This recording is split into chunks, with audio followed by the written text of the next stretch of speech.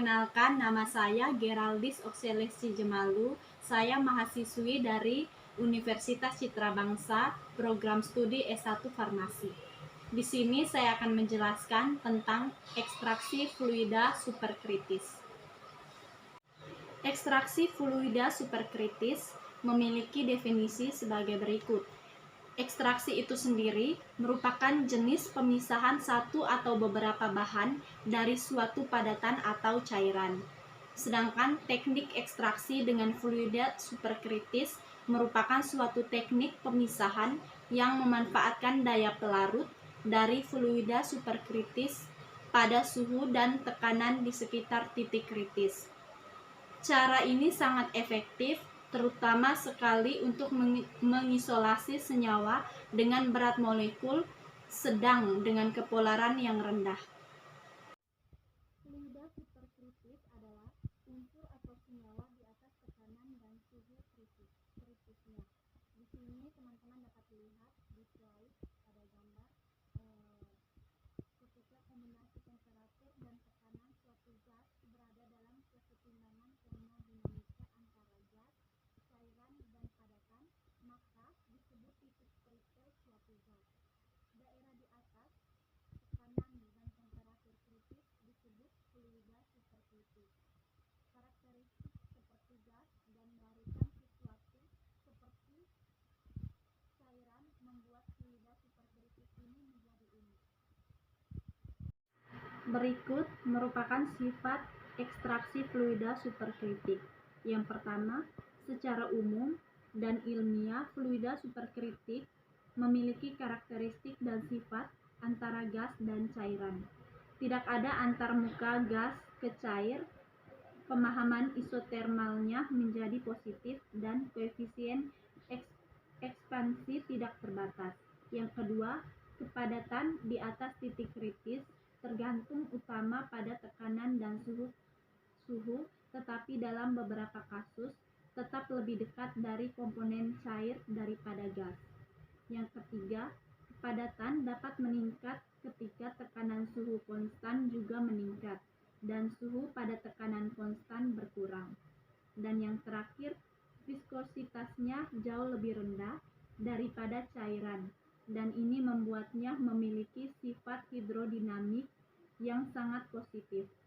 Ketegangan antarmuka yang rendah juga memungkinkan penetrasi tinggi melalui padatan berpori. Sifat dasar fluida superkritik. Yang pertama, fluida superkritik memiliki massa jenis yang tinggi, kekentalan yang rendah, dan difusivitas termal menengah. Sifat ini ideal untuk dijadikan sebagai pelarut. Yang kedua, pada fluida superkritik tidak terdapat tegangan permukaan karena tidak adanya batas antara fase cair dan gas.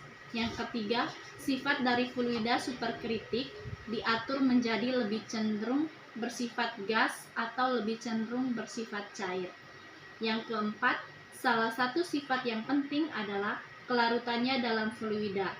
Kelarutan fluida superkritik meningkat dengan meningkatnya densitas pada temperatur konstan.